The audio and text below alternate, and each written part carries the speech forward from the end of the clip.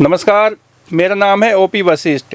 दी Haryana talks के खास मुद्दे में आपका स्वागत है। नमस्कार, मेरा नाम है सत्सिंह और इस खास मुद्दे में हम बातचीत करेंगे कि आज हरियाणा में सेफ कौन है।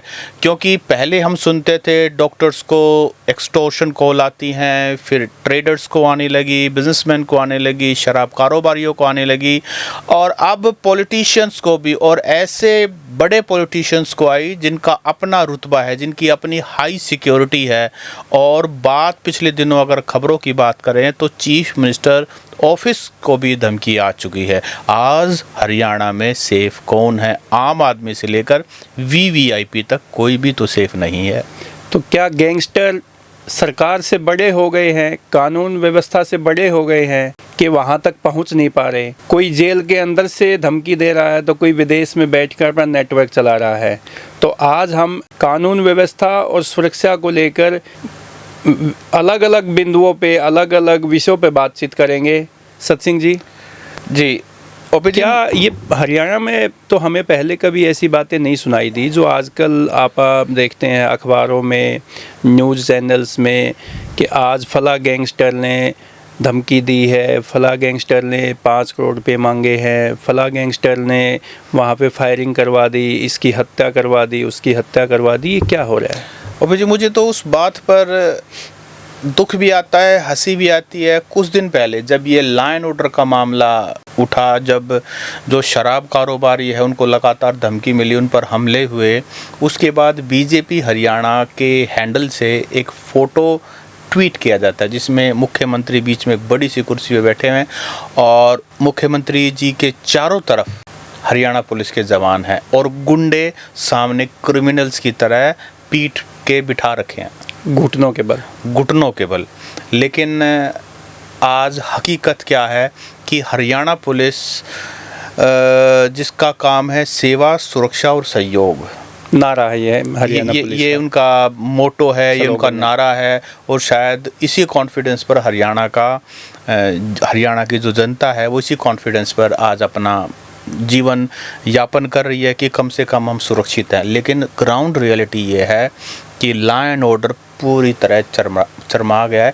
आप ये देखिए कि अभय सिंह चौटाला, नहीं पहले सत्सिंह जी, हम जैसे किसी के ऊपर कोई बात आती थी, धमकी मिलती थी, किसी को कोई संकट आता था तो पहले आम नागरिक कहाँ पे जाता है? प्रशासन में था, एसएचओ के पास जाएगा, एसपी के पास जाएगा, डीसी के पास जाएगा।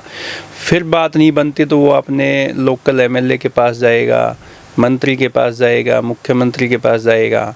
लेकिन अब किसके पास जाए? अभय सिंह चौटाला जैसा आपने अभी नाम लिया, तो अभय सिंह चौटाला जो खुद में ही एक ताकत है और उनको भी धमकी मिल सकती है, तो आम आदमी का क्या होगा? मैं सिरसा कई साल मैंने हिंदुस्तान टाइम्स में पत्रकारिता की है और मैं वहाँ से वाकिफ़ हूँ। अभय सिंह चौटाला, जिनको वहाँ बिल्लू कहते हैं, जैसे अपना घर का नाम होता है, तो बिल्लू, तेजा खेड़ा फार्म, और बिल्लू का अपना एक रुतबा है। ऐसा कहते हैं जब बिल्लू का नाम सुनते थे, जब तो बड़े गवर्नमेंट होती थी, पैर कांपने लग जाते थे, पिंडी कांपने जाती थी पिंडी और जब सरकार थी तब तो बात ही अलग थी। तो अभय सिंह चौटाला का एक नाम है। और अगर मैं बात करूं विधानसभा में भी, जब कभी बिल्लू यानी कि अभय सिंह चौटाला, इलाहाबाद के पूर्व विधायक, जब वो बोलते थे तो वाकई में पूरा हरियाणा सुनता था।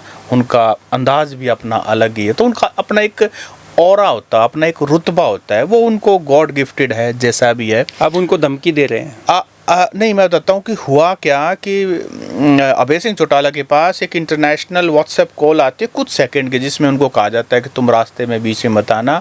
और उनके बेटे को, और उनको जो कि करण चौटाला जो उनके रानिया से विधायक हैं, और दोनों को, मतलब मैं चौटाला परिवार को भी धमकी आ गई कुछ समय पहले।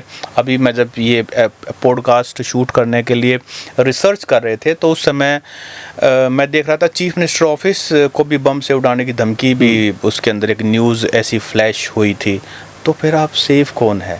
हमने कितने मुद्दे कर लिए जिसमें हम डॉक्टर्स के ऊपर, शराब कारोबारियों पर कितने मुद्दे तो हमने कर लिए लॉ एंड ऑर्डर सिचुएशन पर। और लॉ एंड ऑर्डर तो पहली प्रायोरिटी होती किसी भी सरकार की। गुड़गांव से लोकसभा का चुनाव लड़ा और रोहतक के बड़े हरियाणा के बड़े सिंगर है राहुल फाजिलपुरिया। असली नाम तो राहुल यादव है, पर वो फाजिलपुरिया के नाम से उनको जिनका ज़्यादा एक पहचानते हैं। पॉपुलर सॉन्ग है लड़की ब्यूटीफुल कर गई चुल बादशाह के साथ तो भी आया था। जननायक जनता पार्टी की टिकट पे चुनाव भी लड़ा उन्होंने 2024 में, और उनको भी धमकी, उन पे तो फायरिंग हुआ है, मतलब उन पे तो फायरिंग हुआ, और ये भी कहते हैं कि कोई 5 करोड़ रुपये कितने का कोई लेन देन का था या कोई धमकी, मतलब जो भी है। लेकिन आप ये देखो खुलेआम फायरिंग की जाती है।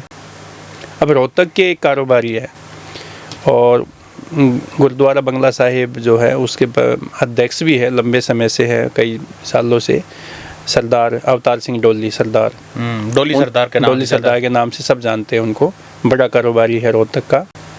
उनसे भी 5 करोड़ रुपए की रंगदारी मांगी गई है। कपिल सांगवान है कोई, नंदू, चलो वो तो एक उन्होंने बताया कि भाई एक गैंगस्टर है जिसने नफे सिंह राठी जो इनेलो के अध्यक्ष थे उनकी हत्या जो की, उसी गैंग का नाम सामने आया है कि उसी गैंग ने, उसने ये बताया कि मैं फला बंदा हूँ जिसने नफे सिंह राठी की हत्या भी की है, वो आप मैं और जानते उनको नहीं ये कहा कि मैं तुम्हारे बच्चों को भी और सबको, मतलब ये देखो लेवल, उसने कहा कि बेटे और बेटी परिवार में कोई नहीं बचेगा।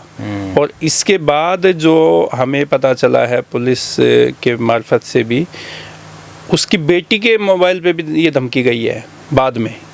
इसका ये देखिए ना कि नेटवर्क इनका कितना मजबूत है, पहले बाप के, और उसको बताया कि आपके बच्चों पे भी को भी नहीं बचे छोड़ेंगे, और फिर बेटी के मोबाइल पे भी धमकी है।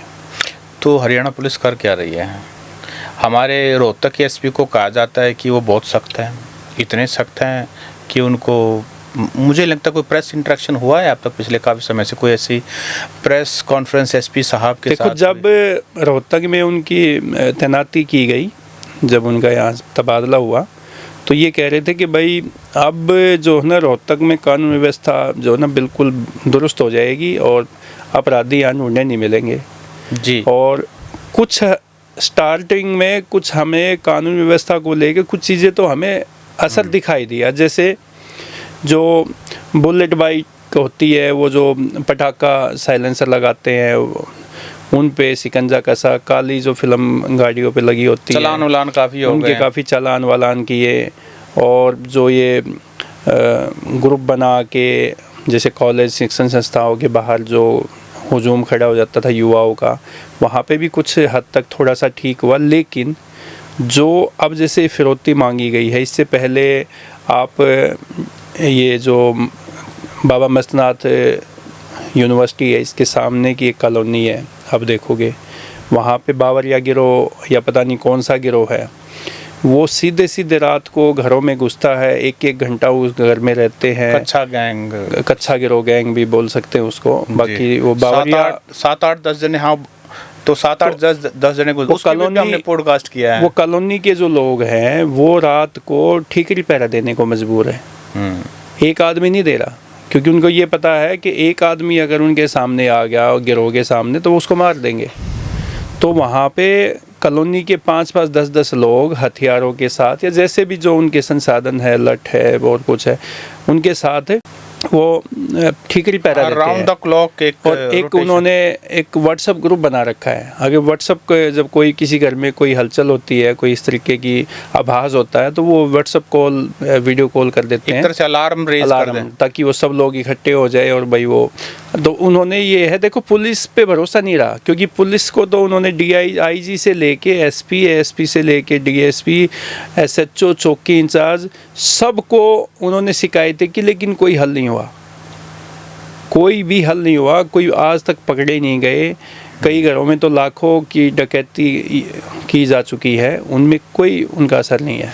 इसके अलावा देखिए, पता है मामला क्या हुआ, जब डॉक्टर्स को धमकी आती थी, कोई पॉडकास्ट में 3 पॉडकास्ट किए थे, डॉक्टर्स को जब धमकी आती थी और डॉक्टर पुलिस के पास पहुंचते थे तो सिक्योरिटी मांगते थे, तो पुलिस 3-4-5 दिन सिक्योरिटी उनको दे, उसके बाद थ्रेट तो कंटिन्यू रहता था, उसके बाद उनको पे करना पड़ता। अब सभी डॉक्टर्स तो इतना अफोर्ड नहीं कर सकते, या सभी डॉक्टर तो कर भी लेंगे क्योंकि उनके पास चलो इनकम हो सकती है, आम आदमी कैसे अफोर्ड करेगा उसको। तो मैं ये कहना चाहता हूँ कि बहुत सारे डॉक्टर्स ने सेटलमेंट करनी पड़ी, क्योंकि जान ऐसा कहते हैं जैसा कि गैंगस्टर ने उनसे पैसे मांगे, जैसे मांगे किसी से मांगे 1 करोड़ रुपये मांगा तो 50 लाख में, 30 लाख में, 20 लाख में सेटलमेंट करवा दी। सेटलमेंट करवाने वाले लोग भी यहीं घूमते हैं। तो मैं कह रहा हूँ डॉक्टर्स को धमकी तब भी हल्के में लेते थे, उसके बाद शराब कारोबारियों को धमकी आई, हमला हुआ, तब भी आराम, सब कुछ आराम से। पहले सत्सिंग जी ऐसा होता था कि जो शराब के कारोबार में जो लोग होते थे उनसे ना आम आदमी वैसे डरता था, वो सोचते ये भाई क्रिमिनल माइंड के लोग होंगे, ऐसा एक परसेप्शन बना हुआ था। फिर प्रॉपर्टी डीलर जिसको कहते थे कि भाई ये थोड़ा सा ना प्रभावशाली व्यक्ति होते हैं, प्रॉपर्टी डीलरों से थोड़ा सा बच के रहना चाहिए। फिर फाइनेंसर आए, तो क्रिमिनल तो नहीं कह सकते, बाहुबली होते हैं और इन लोगों से पंगा नहीं लेना चाहिए। अब जो है तीनों ही वर्ग के लोग हैं, प्रॉपर्टी डीलर, शराब कारोबारी और फाइनेंसर। मतलब जिसके भी पास 2 पैसे हैं वो खतरे में है। ये भी गैंगस्टर से परेशान है, क्योंकि इनको भी लगातार कॉल आ रही है पैसे देने के लिए, पार्टनरशिप के लिए, अपना कोई हिस्सा डालने के लिए या कमीशन के लिए। मतलब हर उसमें आज हरियाणा का कोई ऐसा वर्ग नहीं है जो गैंगस्टर से अछूता बचा हो और उनका खौफ उनके दिमाग में, उनके दिलों में, उनके परिवार के लोगों में ना हो। इसके अलावा हरियाणा का जो एक ऐसा गांव है जहां सबसे ज़्यादा फाइनेंसर हैं और उनकी जो डीलिंग है वो 100 करोड़ तक है। बड़े बड़े कॉरपोरेट हाउसेस को उन्होंने 100 करोड़ तक फाइनेंस करते हैं। उन लोगों को भी बाहर से एक्सटॉर्शन की कॉल्स आ रही है, उनसे भी फिरौती मांगी जा रही है और 100 पुलिस वाले एक गांव में गार्ड लगा के बैठे हैं। आप ये देखिए, नंबर देखिए। और पुलिस इस बात से बेहद परेशान है लेकिन कुछ कर ही नहीं पा रही। उसके पीछे कारण भी है, ऐसा नहीं है कि पुलिस नहीं करना चाहती, क्योंकि ये जो रैकेट है ये इंटरनेशनली ऑपरेट होता है। जो उनका सरदार है, देखो ये आपने भी मेंशन किया, जो उनका सरदार है, जो मेन आदमी है वो विदेश बैठा है, फिर जेल से कनेक्ट होते हैं और जेल वाले, क्योंकि बेरोजगारी कितनी चरम पर है, 15-15, 20-20, 25-25, 30-30, 45,000, 50,000 में कॉन्ट्रैक्ट किलिंग देते हैं नए बच्चों को, क्योंकि उनको करना क्या है, उनको तो ऐश करनी है। उनको गाड़ी दे दी, हथियार दे दिया, 40-50 हज़ार रुपये दे दिए और जाके वो कॉन्ट्रैक्ट किलिंग। नए लड़के हैं, 17 साल, 18 साल, 19 साल, 20 साल, और इंस्टाग्राम पर जुड़े हुए ऐसे जो गैंगस्टर्स हैं उनको फॉलो करते हैं। मैं कह रहा हूँ सोशल मीडिया पे उन्होंने अपने आईडी बना रखी है, अपने पेज बना रखे हैं, अपना इंस्टाग्राम पे है, फेसबुक पे है, आपका एक्स पे है, नए लड़के 10-10, 11-11 यूट्यूब चैनल तक भी बना रखे हैं। मैं कह रहा हूँ वहाँ पे हथियारों 11वीं के बच्चे, मैं कह रहा हूँ उसमें हथियारों के साथ फोटो वीडियो अपलोड की जाती है, पुलिस देखती है, लेकिन इसके बावजूद भी उनके अकाउंट भी डिलीट नहीं होते। नहीं, देखो पिछले दिनों हरियाणा पुलिस ने काफ़ी लंबा चौड़ा एक इंटेंसिव वो चलाया, सर्च ऑपरेशन चलाया, और उन्होंने अपनी आईटी टीम से ये सारे के सारे अकाउंट, ऐसे अकाउंट जो हरियाणा में ऑपरेट कर रहे हैं, जो गैंगस्टर्स को फॉलो करते हैं, जो एक्टिव हैं यहाँ पर, और उसके बाद उन तक पुलिस उनके घर तक पहुंची और उनके माँ बाप को बताया। उनके माँ बाप को पता ही नहीं, क्योंकि किसान मजदूर, कोई दूध का काम, सोशल मीडिया की नॉलेज भी नहीं है। उनको जाके पुलिस ने बताया कि भाई तुम्हारा बच्चा जो है ना ऐसे ऐसे इस रास्ते पे चल पड़ा है और इसको आप समझा लीजिए, क्योंकि बच्चा बहुत छोटा है, मौका देना भी चाहिए। तो पुलिस का देखो, मैं कहता हूँ अप्रिशिएट, उनकी एफर्ट में कोई कमी नहीं है, लेकिन बात ये है कि मामला इतना इंटरनेशनल है और बेरोज़गारी बहुत बड़ी डील है, बहुत बड़ी समस्या है। उस नेटवर्क को ब्रेक कैसे करें, क्योंकि ये सिर्फ हरियाणा पुलिस का जुरिडिक्शन नहीं है, ये दिल्ली से भी और फिर इंटरनेशनली कनेक्ट करके फिर इस मामले को सुलझेड़ा हो सकता है। लेकिन बात ये हर हाल में, जब कांग्रेसी सरकार आई, भूपेंद्र सिंह हुड्डा 2005 में चीफ मिनिस्टर बने, उन्होंने एक के बाद एक सारे के सारे इनकाउंटर्स किए, काफ़ी लोगों के तो वो कहते हैं या तो बदमाश हो हरियाणा, या तो बदमाशी छोड़ दो या हरियाणा छोड़ दो। यूपी में योगी ने करके दिखा दिया। मैं कह रहा हूँ भूपेंद्र सिंह हुड्डा का जो पहली बार जब वो 2005 में सीएम बने तो हरियाणा से बदमाश भाग गए थे, ये सच्ची बात है। पहले टेन्योर में पहले उसमें भाग्य थे, और वो कोई यूपी में, कोई उत्तराखंड में, कोई एमपी या में, सीधे कोई हो गए थे राजस्थान कुछ। में, इधर उधर स्टेटों में चले गए थे। और फिर जैसे योगी यूपी में आए तो उन्होंने यूपी को सुधार दिया, वहाँ से क्रिमिनल अब देखो कितना वहाँ के लोग खुद आगे बोलते हैं कि भाई अब तो मज़ा आ रहा है, वहाँ पे कोई ऐसा खतरा में नहीं है, कोई गैंगस्टर की कोई लेकिन दिक्कत नहीं अब है। जो मुख्यमंत्री हैं नायब सैनी, तो अब ये देखिए अब बड़े हंसमुख हैं, हंसते रहते हैं, चुटकी लेते रहते हैं, जोक सुनाते रहते हैं। अच्छी बात है, मुख्यमंत्री जो अनअप्रोचेबल है, आप रात को 12 बजे जाके उनसे मिल लीजिए, मिलते हैं और कहीं रास्ते में रुक जाते हैं, कभी बग्गी पे बैठते हैं, सारी बातें ठीक है। लेकिन लॉ एंड ऑर्डर तो आम आदमी सतसिंह जी रात को चैन से नहीं सोता। आम आदमी, आप शहर में कि आप कोई महिला है, कोई बहन है, कोई बेटी है, वो गले में सोने की चैन पहन के नहीं निकल सकती। मतलब आप ये देखिए कि चैन स्नैचर की कितनी घटनाएं पहले हुई, अब भी होती है, रोहतक में कम देखने को मिलती है, अदरवाइज़ हरियाणा में ये स्नैचिंग की बहुत वारदातें होती है, डकैतियाँ बहुत होती है। लेकिन अब ये जो एक सबसे बड़ा काम है कि जो गैंगस्टर जो पैसे मांग रहे हैं, कारोबारी, जिस भी आज किसी भी कारोबारी का काम धंधा ठीक है, उसको ये पता है कि इसके पास अच्छा पैसा है, उसी के पास कॉल आ जाती है। अभी देखिए गांव में जाके देखिए, गांव में बेरोजगारों की फौज है और रात को 1-1, 2-2 बजे तक 20-20, 25-25 नए लड़के 17 साल, 18 साल, 19 साल, 20 साल, 16 साल, 15 साल के भी नए लड़के रात को इकट्ठे बैठ के हुजूम वहाँ खाना पीना चलता है, वहाँ गाने चलते हैं, वो सारी चीज़ें चलती हैं। अभी जो हिसार का मामला हुआ जिसमें जो बर्थडे सेलिब्रेट कर रहे थे और उसके बाद उन्होंने पुलिस पर ही हमला बोल दिया, यानी कि डर नाम की कोई चीज़ ही नहीं है। पहले पुलिस का नाम सुनते थे, खाकी वर्दी में कोई होमगार्ड का बंदा भी अगर वहाँ से कहीं से निकल जाता था तो कोई उनका डर बैठ जाता था, वो कहते हैं भाई पुलिस आ गई, थोड़ा सा शांत हो जाओ। अब जो हिसार में हुआ ना, हिसार में ऐसा बता रहे हैं कि पुलिस ने 12 क्वार्टर एरिया से चौकी खाली कर दिया, ये कहा कि अनसेफ एरिया हमारे लिए, जबकि वहाँ के लोकल लोग पुलिस की सपोर्ट में हैं। उन्होंने कहा अगर पुलिस का तो हमारा सहारा था, अब पुलिस का इन्होंने इलाज कर दिया। अब वो रात को पहले पुलिस को पीटो, उसके बाद वो छत से कूद गया, कैसे क्या हुआ मामला, और उसके बाद पुलिस पर ही अब देखिए FIR भी होगी, एक्शन हुआ है। तो अब उस पुलिस से आप चाहते हो जिसका मनोबल आपने तोड़ दिया है कि वो आपकी सुरक्षा करेगी। हालांकि अभी जो हिसार में जो ADGP हैं, उन्होंने प्रेस कॉन्फ्रेंस में सख्त हिदायत दी है कि भाई जो हमारे पुलिस के मुलाजिमों पर हमला करते हैं और फिर उन्हीं पे कार्रवाई होती है, ये ऐसा नहीं ना, सुबह वो ये कहते हैं और शाम को FIR दर्ज करनी पड़ती है अपने पुलिस वालों पर।